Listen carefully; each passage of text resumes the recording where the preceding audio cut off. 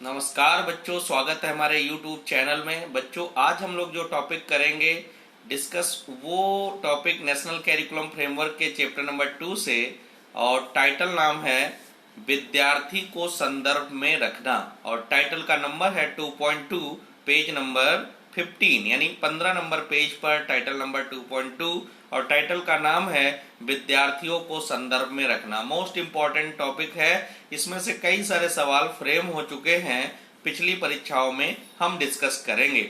आपको पता होगा कि कक्षाओं में या क्लासरूम के अंदर कई बार जब शिक्षक बच्चों के को पढ़ाने या सिखाने के लिए आते हैं, तो वो या तो किताबों के आधार पर या कैरिकुलम के आधार पर या तो फिर अपने अनुसार कुछ ना कुछ एक पर्टिकुलर टाइम में बता देते हैं या ब्लैक बोर्ड पर नोट कर देते हैं, और बच्चे उसका एज इट इज कॉपी कर लेते हैं या उसको सुन लेते हैं, समझ लेते हैं। कभी कभार क्या होता है, ना तो बच्चों को अपनी तरफ से कुछ पहल करने के मौके मिलते हैं, न सवाल करने के मौके मिलते हैं, और अनुशासन का दबाव इतना होता है कि वो कुछ नया आजमा भी नहीं पाते। तो ये पूरा का पूरा टाइटल इसी पर आधारित है कि जब टीचिंग लर्निंग प्रोसेस प्रारंभ हो तो उसमें कोई शिक्षक कैसे बच्चों को संदर्भ में रखे, यानी केंद्र में रखे, और कैसे उनको महत्व दे ताकि सीखने की प्रक्रियाएं सरल हो जाए और सबकी सहभागिता सुनिश्चित हो जाए और सिखाना बड़ा प्रभावी हो जाए। तो इसमें हम लाइन टू लाइन पढ़ते चलेंगे और उसके डिस्कशन उसका करते चलेंगे, और आपको भी धीरे धीरे समझना है। कहीं कोई कंफ्यूजन होगा तो वो कमेंट में हमें लिखकर बताएंगे, हमारे ईमेल पर हमें मेल कर देंगे, या कोई और प्रकार की कोई दिक्कत है तो आप हमें या तो टेलीग्राम चैनल पर या किसी और तरीके से या यूट्यूब के कमेंट वाले सेक्शन से लिख करके हमें बताएंगे। तो टॉपिक जो है इसका शुरुआत करते, बच्चों की आवाज व अनुभवों को कक्षा में अभिव्यक्ति नहीं मिलती। इससे पहले आपने पढ़ा है कि चाइल्ड सेंटर्ड अप्रोच का मतलब है या छात्र केंद्रित शिक्षा शास्त्र का अर्थ है बच्चों के अनुभवों और स्वरों को सक्रिय सहभागिता देना। यहाँ पर पहली लाइन है, बच्चों की आवाज व अनुभूतियों को कक्षा में अभिव्यक्ति नहीं मिलती, प्रायः केवल शिक्षक का स्वर ही सुनाई देता है। आजकल ऐसा कुछ चलन हो गया है कि प्रत्येक स्कूल के प्राचार्य या प्रधानाचार्य या हेडमास्टर ऐसा मानते हैं कि कक्षा से सिर्फ टीचर की आवाज सुनाई पड़े, बच्चे की अगर आवाज आती है तो उसको शोर समझ करके अनुशासनहीनता के रूप में देखा जाता है। आपने पढ़ा था चैप्टर नंबर 4 पर, जब तक बच्चे अपनी कमियां नहीं बताते, टीचर से वार्तालाप नहीं करते, गलतियां नहीं करते, और तब तक वे सीखने का हिस्सा बन ही नहीं पाते। तो वो कक्षाएं इफेक्टिव होंगी जिनमें टीचर सम्मान के द्वारा बच्चों से बातचीत करते हुए उनकी समस्याओं को सुनते हुए उन पर विचार विमर्श करेगा, यानी जहां पर वाद विवाद पर आधारित एक ऐसा वातावरण बनाया जाए जिसमें सिर्फ टीचर ही ना अपना ज्ञान बांटे, बच्चे के अनुभवों को भी ले, उनके एग्जाम्पल को भी महत्व दे, उनकी बातों को भी महत्व दे, तो वो ज्यादा क्लास इफेक्टिव हो जाएगी। आगे लिखा है, प्रायः केवल शिक्षक का स्वर ही सुनाई देता है, बच्चे केवल अध्यापक के सवालों का जवाब देने के लिए या अध्यापक के शब्दों को दोहराने के लिए ही बोलते हैं। कक्षा में वे शायद ही कभी कुछ करके देख पाते हैं, उन्हें पहल के अवसर भी नहीं मिलते। किताबी ज्ञान को दोहराने की क्षमता के विकास के बजाय पाठचर्या बच्चों को इतना सक्षम बनाए कि वे अपनी आवाज ढूंढ सके, अपनी उत्सुकता का पोषण कर सकें, स्वयं करें, सवाल पूछे, जांचे परखें, और अपने अनुभवों को स्कूली ज्ञान के साथ जोड़ सके। क्योंकि आपको पता है कि बच्चे बहुत ही सृजनात्मक होते हैं, बहुत ही समझ वाले होते हैं, काफी कुछ उनके अंदर होता है, और जब वे स्कूल आते हैं तो वो अपने आसपास की दुनिया के बहुत सारे अनुभव लेकर विद्यालय आते हैं। तो विद्यालय में कुछ ऐसी व्यवस्था बनाई जाए, कुछ क्लासरूम का एनवायरनमेंट या विद्यालय का वातावरण ऐसा बनाया जाए कि वो सिर्फ किताबी ज्ञान को एज इट इज रट लेने तक सीमित ना हो। वो जो अनुभव उनको मिले हैं घर से, समाज से, परिवार से या वातावरण से, वे स्कूली ज्ञान के साथ जोड़ें, और उस स्कूली ज्ञान के साथ जोड़ करके जो ज्ञान का निर्माण हो वो उनके जीवन की समस्याओं के समाधान के लिए लाभकारी बने। इसके लिए कह रहा है नेशनल कैरिकुलम फ्रेमवर्क कि पूरी की पूरी पाठचर्या का रीओरिएंटेशन यानी पुनर्उन्मुखीकरण करना पड़ेगा और साथ ही साथ शिक्षकों के प्रशिक्षण को भी बेहतर करना होगा, ताकि प्रत्येक टीचर के अंदर जो टीचिंग की पेडागॉजी है उसकी समझ का विकास हो और वो एज ए फैसिलिटेटर यानी सुविधादाता की तरह कार्य कर पाए। आगे बात आती है कि इस उद्देश्य से पाठचर्या का पुनर्उन्मुखीकरण हमारी सबसे बड़ी प्राथमिकताओं में से एक होना चाहिए, ताकि अध्यापकों के प्रशिक्षण, स्कूल की वार्षिक योजना, पाठ्य पुस्तकों की रूपरेखा, शैक्षणिक सामग्री व योजना, मूल्यांकन व परीक्षा व्यवस्था में भी बदलाव लाया जा सके। यानी चाइल्ड सेंटर्ड अप्रोच को अगर कोई विकसित करना चाहता है तो हमें सब कुछ बदलना होगा। जो एनुअल एग्जामिनेशन होते हैं, असेसमेंट इवैल्यूएशन होते हैं, कैरिकुलम होते हैं और कई प्रकार की जो टीचिंग या टीचर ट्रेनिंग से रिलेटेड प्रोग्राम हैं, इनमें भी कई सारे बड़े बदलावों की जरूरत पड़ेगी, ताकि हम ऐसे टीचर तैयार कर पाएंगे जो बच्चे की क्षमताओं का विकास करने वाला वातावरण निर्मित कर पाएंगे। आगे लिखा है बच्चे उसी वातावरण में सीख सकते हैं जहां उन्हें लगे कि उन्हें महत्वपूर्ण माना जा रहा है। ये बड़ा महत्वपूर्ण चीज है। आजकल चैप्टर नंबर 4 में आपने पढ़ा था कि टीचर अपने आप को महान समझता है और बच्चों को बेकार समझता है। जब तक बच्चों को महत्व नहीं दिया जाएगा, सीखने की प्रक्रियाओं को विकसित नहीं किया जा सकता।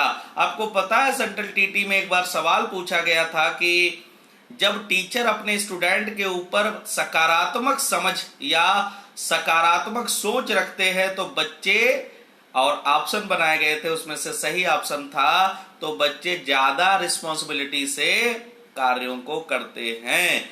आपको पता है कि प्रत्येक बच्चा सिर्फ ज्ञान का ग्रहण करता ही नहीं होता, ज्ञान का निर्माण करता भी होता है।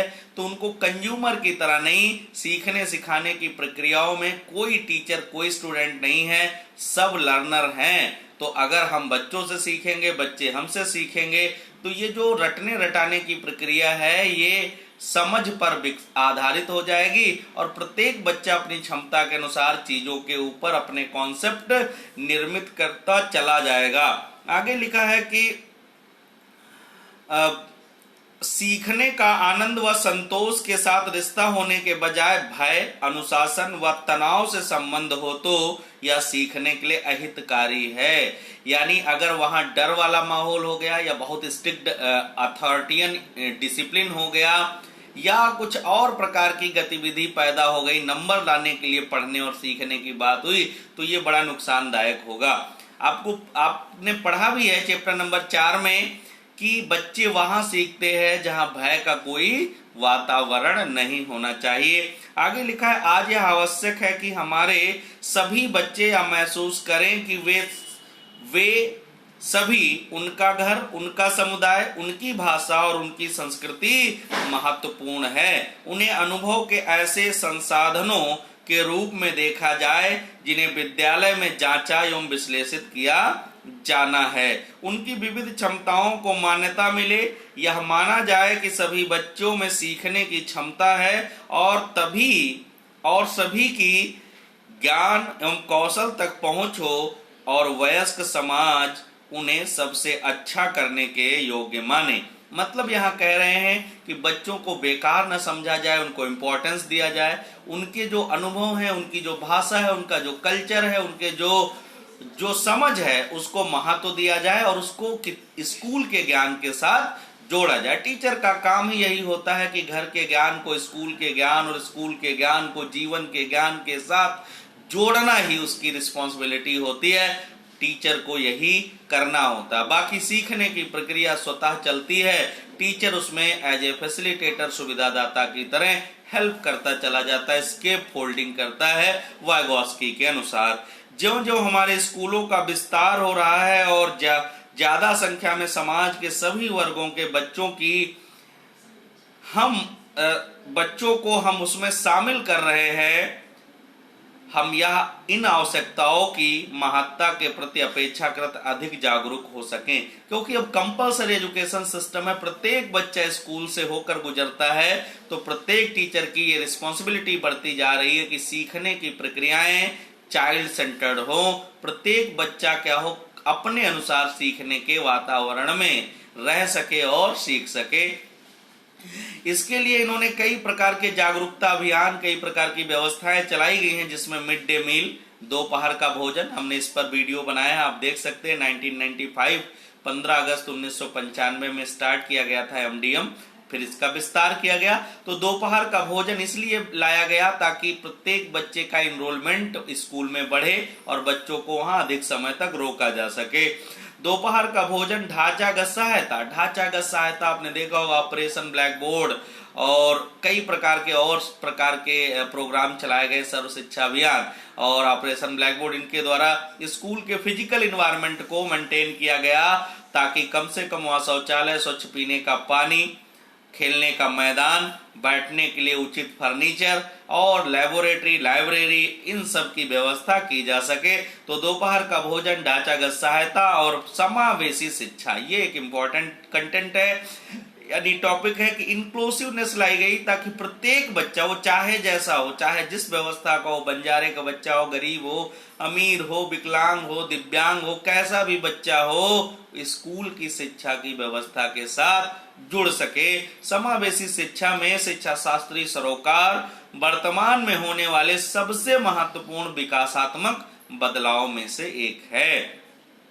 तो ये कई प्रकार के बदलाव करके कंपलसरी एजुकेशन की व्यवस्था को मेंटेन किया गया और प्रत्येक बच्चे को सीखने की प्रक्रिया के साथ जोड़ा गया। सभी प्रकार के शारीरिक दंडों के विरुद्ध कड़ा रुख अपनाने की जरूरत है। आपको पता है कि बच्चे को वर्बल और नॉन वर्बल, यानी शाब्दिक और गैर शाब्दिक किसी भी प्रकार की यातना नहीं दी जा सकती। नेशनल कैरिकुलम फ्रेमवर्क के चैप्टर नंबर 4 और पेज नंबर 98 पर 98 पर आप पढ़ चुके हो कि किसी भी बच्चे को फिजिकली, मेंटली और साइकोलॉजिकली अगर टार्चर किया जाता है, पनिश किया जाता है, तो 3 नुकसान होते हैं। एक तो शिक्षा में इंटरेस्ट खत्म होता है, अपने प्रति उसकी सोच बदल जाती है और प्लस उसका सेल्फ रिस्पेक्ट खत्म हो जाता है। तो यहाँ इंपॉर्टेंट है, शारीरिक दंडों के विरुद्ध कड़ा रुख अपनाने की जरूरत है। स्कूल की सीमाओं को समाज के प्रति अधिक उदार होना होगा। स्कूल में जो बाउंड्री है, एडमिशन प्रोसीजर है, उनको ज्यादा लचीला, फ्लेक्सिबल किया जाना है, यानी कैरिकुलम को फ्लेक्सिबल किया जाना है, चाइल्ड के अकॉर्डिंग फैसिलिटी डेवलप करनी, साथ ही पाठचर्या का बोझ और परीक्षा संबंधी तनाव के सभी आयामों पर तत्कालिक ध्यान देने की आवश्यकता है।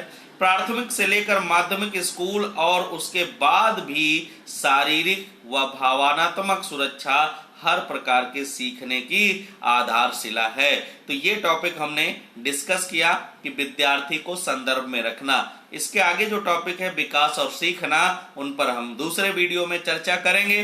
बच्चों, आप वीडियो को फॉरवर्ड किया करो अपने दोस्तों के पास, और आपका जो एग्जामिनेशन है वो अपने निर्धारित समय पर होगा, क्योंकि अभी कोई नोटिफिकेशन नहीं है।